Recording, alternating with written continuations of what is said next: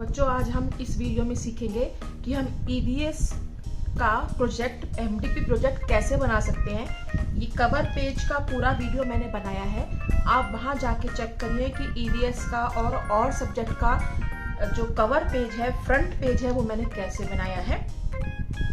बस front page बनाते हुए आपको ये बात ध्यान रखनी है कि जो सब्जेक्ट से रिलेटेड है उसी तरह की पिक्चर्स आपको पेस्ट करनी है, सब्जेक्ट से रिलेटेड ही पिक्चर्स आपको पेस्ट करनी है। तो चलिए अब मैं आपको बताती हूँ कि अंदर कौन कौन से इंपॉर्टेंट पेजेस यहाँ पे ऐड होते हैं। ये देखिए, मैंने फाइल के अंदर भी मैं थोड़ा सा EVS का टच दिया है यहाँ पर। सबसे पहला पेज जो आपके प्रोजेक्ट का होना चाहिए वो होना चाहिए इंडेक्स। इंडेक्स में हम लिखेंगे सीरियल नंबर, टॉपिक्स और फ्रॉम पेज, किस पेज से मतलब वो शुरू हो रहा है वो टॉपिक और किस पेज से खत्म हो रहा है, और टीचर रिमार्क्स लिख सकती है यहाँ पर। सबसे पहले आएगा टाइटल पेज, फिर सर्टिफिकेट आएगा, फिर एक्नॉलेजमेंट आएगा, उसके बाद नेम स्लिप आएगी आपकी कि किसने बनाया है, और फिर गाइडलाइंस आएंगे कि आपको किस तरह से प्रोजेक्ट बनाना है, क्या क्या यूज करना है और क्या क्या यूज नहीं करना है। फिर कंटेंट्स आएंगे यहाँ पर कि क्वेश्चन नंबर 1 कहाँ से कहाँ तक है, 2 कहाँ है, 3 कहाँ है, 4 कहाँ है, 5 और 6 और सो ऑन। और 7th नंबर पे आएगा my learnings from the project कि आपने इस प्रोजेक्ट से आपने क्या क्या सीखा, वो यहाँ आएगा। एक चीज और बात ध्यान देने वाली है बच्चों, यहाँ कंटेंट्स में मैंने क्वेश्चन नंबर लिखे हैं। अगर आप एक ही फाइल के अंदर सारे प्रोजेक्ट बना रहे हैं तो आप प्रोजेक्ट का नाम यहाँ लिख सकते हैं कि इंग्लिश का प्रोजेक्ट कहाँ से कहाँ तक है, हिंदी का प्रोजेक्ट कहाँ से कहाँ तक है, EVS का कहाँ से कहाँ तक है, मैथ्स का कहाँ से कहाँ तक है, सोशल साइंस का कहाँ से कहाँ तक है, संस्कृत का कहाँ से कहाँ तक है। It's totally up to you. ये मैंने छोटे बच्चों के अकॉर्डिंग इंडेक्स बनाया है। 6th 7th 8th क्लासेस के लिए भी इंडेक्स ऐसा ही बनेगा और आप अपने अकॉर्डिंग यहाँ पर चेंजेस कर सकते हैं। अब देखिए, थोड़े से छोटे से मैंने यहाँ पे पिक्चर, छोटी छोटी यहाँ पिक्चर्स भी मैंने यहाँ लगा दी हैं और उन्हें कलर कर लिया है। ये इट्स अप टू यू कि आप कितना अच्छा अपना EVS का प्रोजेक्ट या किसी और सब्जेक्ट का प्रोजेक्ट बनाना चाहते हैं। डेकोरेशन और सब कुछ आपके ऊपर है, बट ध्यान बस इतना ही रखना है कि जो भी हम डेकोरेशन कर रहे हैं या पिक्चर्स चिपका रहे हैं वो हमारे प्रोजेक्ट से रिलेटेड होनी चाहिए और हमारे सब्जेक्ट से रिलेटेड होनी चाहिए।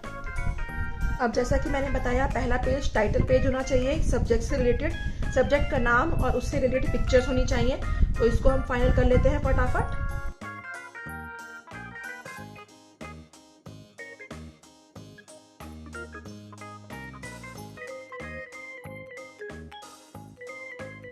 तो देखिए, मैंने एनवायरमेंटल स्टडीज लिख के पूरा कर लिया है। अब इसको मैं कलर कर लूंगी। कोई भी कलर, कोई भी पेन आप अपनी चॉइस के अकॉर्डिंग भर सकते हैं।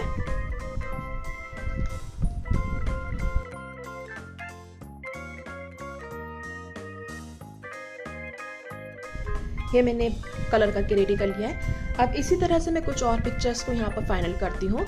पहले आउटलाइन कर लेंगे, फिर कलर कर लेंगे। बहुत इंपॉर्टेंट है बच्चों टाइटल पेज होना।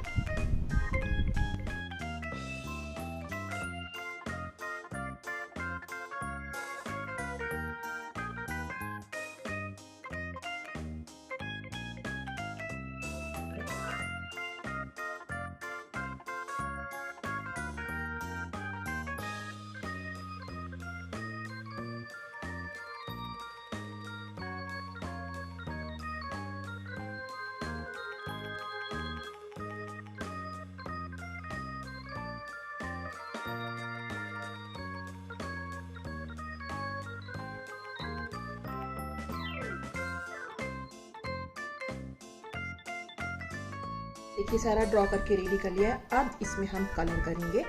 तो देखिए, सभी एनवायरमेंटल स्टडीज से रिलेटेड पिक्चर्स मैंने ली हैं यहाँ पर। ऐसी ही पिक्चर्स लेनी है जो आपके सब्जेक्ट से रिलेटेड हो, आपके प्रोजेक्ट से रिलेटेड हो। और ये टाइटल पेज है, टाइटल पेज हर सब्जेक्ट में लगेगा, हर सब्जेक्ट से रिलेटेड होगा। तो चलिए अब इसको कलर करते हैं।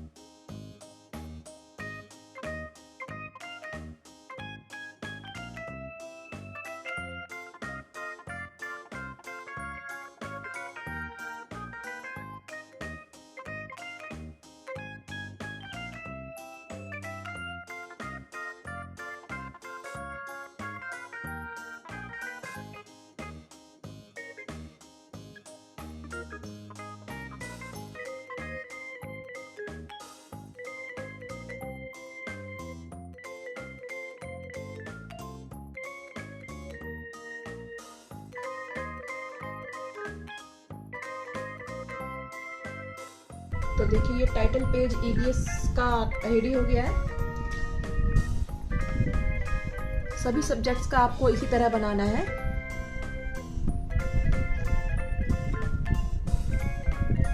तो चलिए देखते हैं अब आगे कौन कौन से और पेजेस चाहिए होते हैं हमें। सबसे पहला पेज इंडेक्स के बाद में होता है टाइटल पेज, उसके बाद होता है सर्टिफिकेट।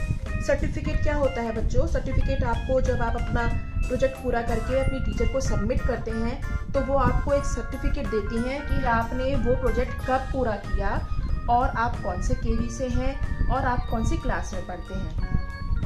तो यही इसमें लिखा है, दिस इज सर्टिफाइड दैट आपका नाम आएगा ऑफ क्लास, जिस भी क्लास के हैं 3rd 4th 5th 6th 7th 8th has successfully completed his और her project on the theme.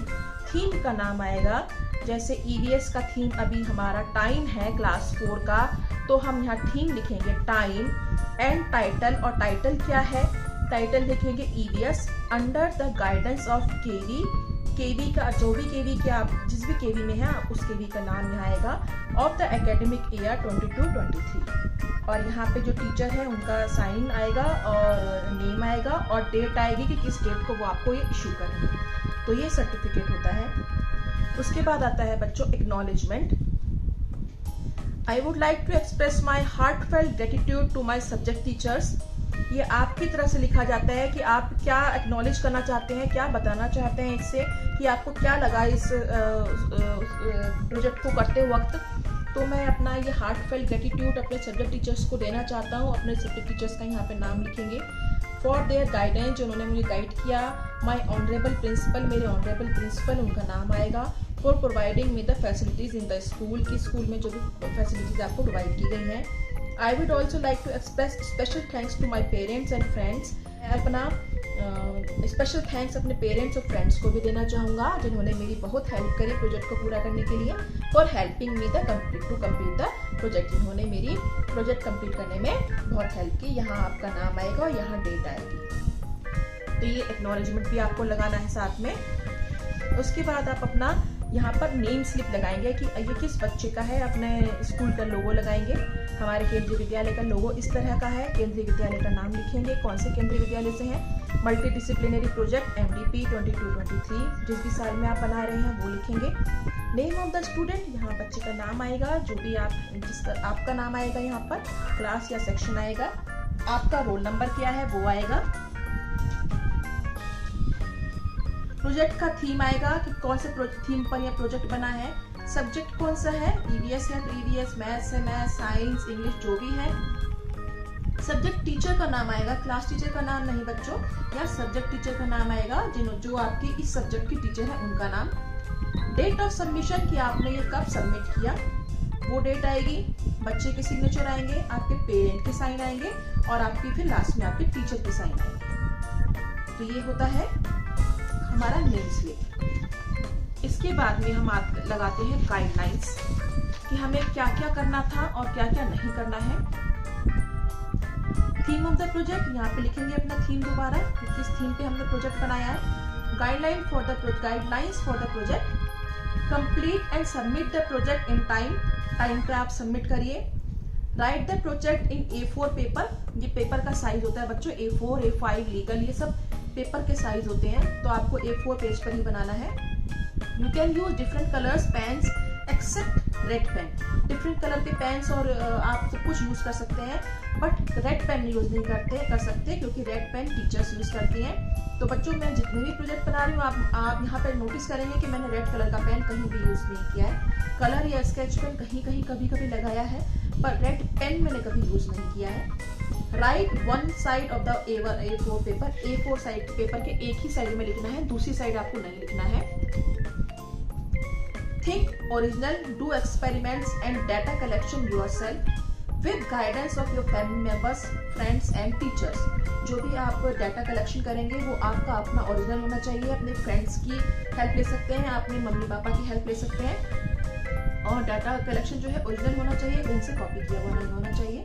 Attach photo of your activities also, जो भी एक्टिविटीज आप इसमें लगा रहे हैं उनकी फोटोग्राफ्स भी आपको अटैच करनी है। तो ये गाइडलाइंस है आपके प्रोजेक्ट को पूरा करने के लिए। पहले इंडेक्स लगेगा, फिर टाइटल पेज लगेगा, फिर सर्टिफिकेट लगेगा, फिर एक्नॉलेजमेंट लगेगा, फिर आपका नेम स्लिप लगेगा, फिर गाइडलाइंस प्रोजेक्ट को करने की लगेंगी और फिर आपका प्रोजेक्ट यहाँ स्टार्ट होगा। तो चलिए क्लास 4 EVS का प्रोजेक्ट यूज स्टार्ट करते हैं करना। तो मैं यहाँ सब चीजें ही पेंसिल से मार्क करूंगी क्योंकि मैं सेम यही पेजेस दूसरे प्रोजेक्ट के लिए भी यूज करूंगी। तो स्टार्ट करते हैं। टाइटल पेज मेरा कहाँ से कहाँ तक है? ये मेरा टाइटल पेज है 1 and 2 pages, pages 1 2 2। Then certificate मेरा कहाँ पर है? 3 and 4 पेजेस, 3 से स्टार्ट है और 4 तक है। एक्नॉलेजमेंट मेरा कहाँ पर है? 5 and 6 पेजेस, तो I will write 5 and 6। Name slip मेरी कहाँ है? 7 and 8 पेजेस, 7 and 8। गाइडलाइंस मेरी 9 and 10 पेज पे है, तो 9 and 10। तो क्वेश्चन नंबर 1 मेरा 11 पेज पर है।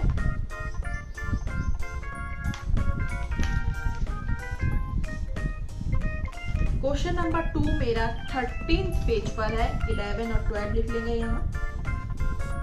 13 पेज पर मेरा क्वेश्चन नंबर 2 है और 13 पेज पर ही मेरा क्वेश्चन नंबर 3 भी है। 13 and 14, 13 and 14।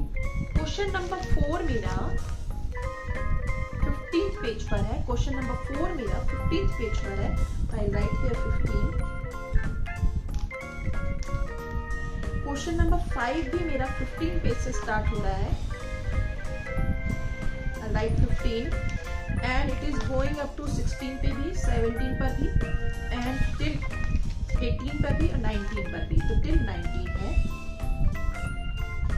क्वेश्चन नंबर 6 मेरे पास नहीं है। My learnings from the page is on page number 20। I write here 20 and here dash. तो दिस इज माई इंडेक्स। ये मैंने इंडेक्स फिल किया है। I have written with pencil because मुझे यही पेज दूसरे प्रोजेक्ट में भी मैं यूज कर सकती हूँ। तो मैंने ये पेंसिल से लिखा है, आप पेन से लिखेंगे। अब मेरा एनवायरमेंट स्टडीज का मेरा टाइटल पेज आ गया, फिर मेरा सर्टिफिकेट आ गया, मैंने आपको समझाया है। यहाँ एक्नॉलेजमेंट आएगा, मेरा नाम आएगा, जो बच्चा लिख रहा है गाइडलाइंस है। चलिए अब पहला क्वेश्चन मेरा है क्लास 4 के EVS के लिए। Draw a detailed picture of life cycle of a Honey. Honey bee की एक डिटेल्ड पिक्चर ड्रॉ करो कि वो एग से निकलकर एडल्ट हनी बी कैसे बनती है। ये मैंने कंप्यूटर से डाउनलोड किए हैं, आप ड्रॉ भी कर सकते हैं। जैसे ये एग है, पहले एग होता है, फिर लार्वा होता है, डे 6 पर लार्वा बनता है, फिर डे 10 पे लार्वा थोड़ा बड़ा हो जाता है, डे 14 पे प्यूपा बनता है, तो डे 14 पे प्यूपा बनता है। अब डे 18 पे प्यूपा बनता है, देखिए थोड़ा सा और डेवलप हो गया और फिर ये एडल्ट बन जाती है। डे 18 के बाद में ये एडल्ट हनी बी बन जाती है। तो ये life cycle of a honey bee है, इसको एपिस बोलते हैं साइंटिफिक नेम। तो ये ऐसे हम बनाएंगे। आपको ये ड्रॉ करना है, अच्छी तरह बड़ा बड़ा लेबल ड्रॉ करना है। मैं इसको क्लोज पिक्चर भी आपको दिखा दूंगी इसकी।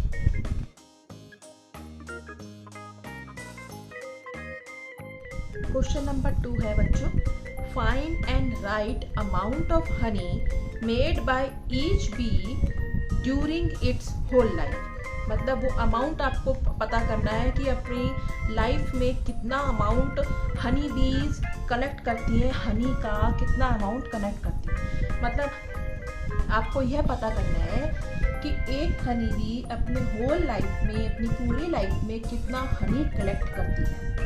तो आप गूगल पे इसको सर्च कर सकते हैं। तो मैंने यहाँ सर्च करके लिखा है बच्चों, आप अपना आंसर लिखिएगा। A single bee can produce 1 tablespoon. बच्चों टेबल स्पून और टी स्पून में फर्क होता है, ध्यान रखिएगा। 1 tablespoon of honey in its whole life. एक अपनी पूरी लाइफ में एक जो हनी होती है वो 1 टेबल स्पून हनी कलेक्ट करती है खाली। अब आते हैं क्वेश्चन नंबर 3 पर। क्वेश्चन नंबर 3 है find the distance travelled by bees collecting nectar from the flowers. तो हमें वो डिस्टेंस पता करना है कि अपने हाइव से लेकर फ्लावर्स तक नेक्टर कलेक्ट करने के लिए हनी बीज कितना उड़कर जाती हैं। तो honey bees can go up to 13.5 kilometre from hive to flowers to collect the nectar.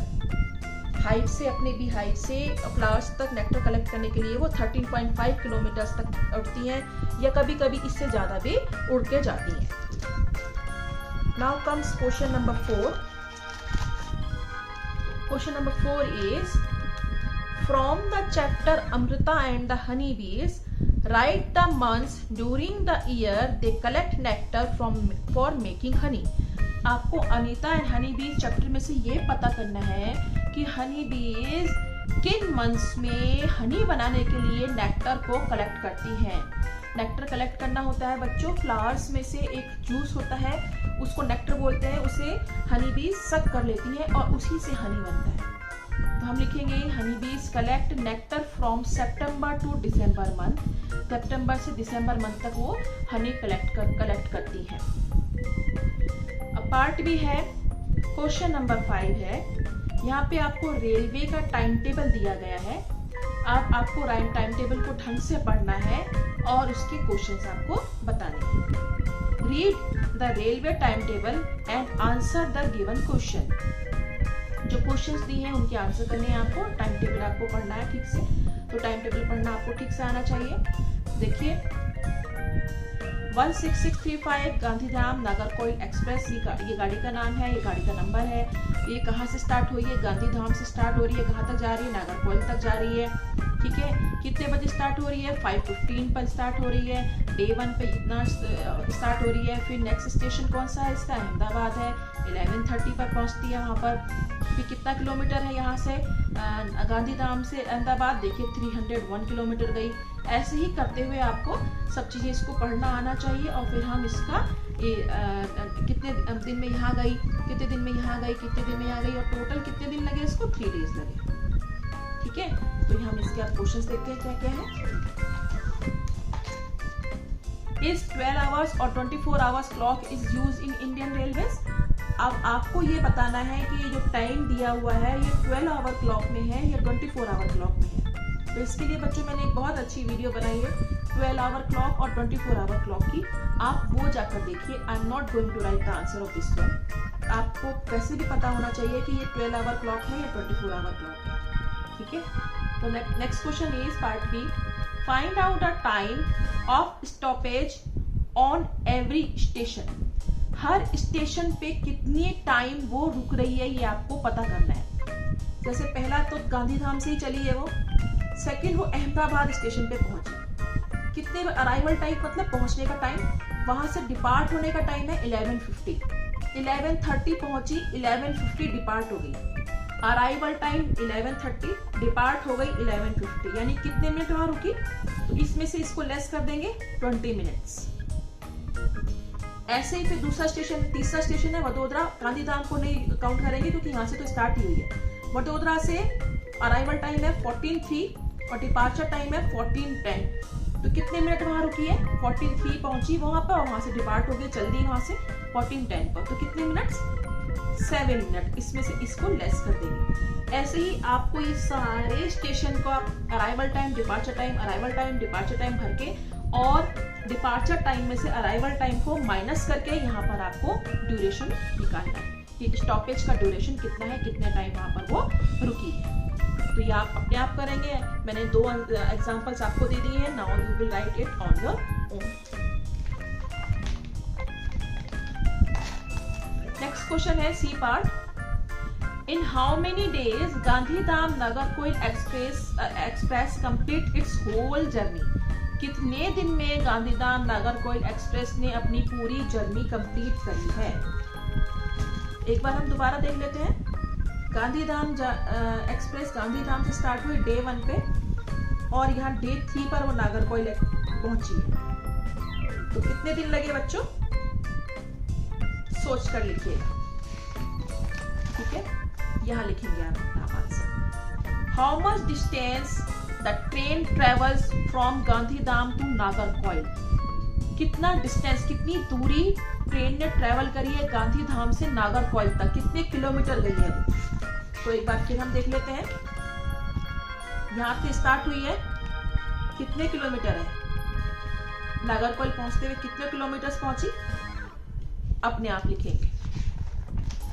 ठीक है बच्चों, तो ये मैंने क्वेश्चन नंबर 5 आपको नहीं बताया है, आप अपने आप सर्च करके लिखेंगे। मैंने सारा आपको पढ़ना समझा दिया है, आप उसको करके लिखेंगे। अदरवाइज दूसरी एक वीडियो है मैंने छोटी सी बनाई है कि ट्रेन का टाइम टेबल आप कैसे पढ़ सकते हैं, वहां से उसको आप देखकर समझकर फिर लिख सकते हैं। अब लास्ट पेज पर मेरा है कि मैंने इस प्रोजेक्ट से क्या क्या सीखा है, तो अब मैं वो बता रही हूँ आपको बच्चों। देखिए माय लर्निंग्स कि मैंने क्या क्या लर्निंग्स अपनी सीखी है। आपको ये बनाना सीखना है, एनवेलप बनाना सीखना है, तो उसके लिए मेरी वीडियो है, उसको देखिए कि मैंने एनवेलप बनाना बताया है आपको। तो इसमें मैंने दिया है कि मैंने क्या क्या लर्निंग करी है। Through this project I learn about honeybees, train timetable and 12 hours and 24 hour clock. This project was very fruitful for me, मेरे लिए बहुत अच्छा था।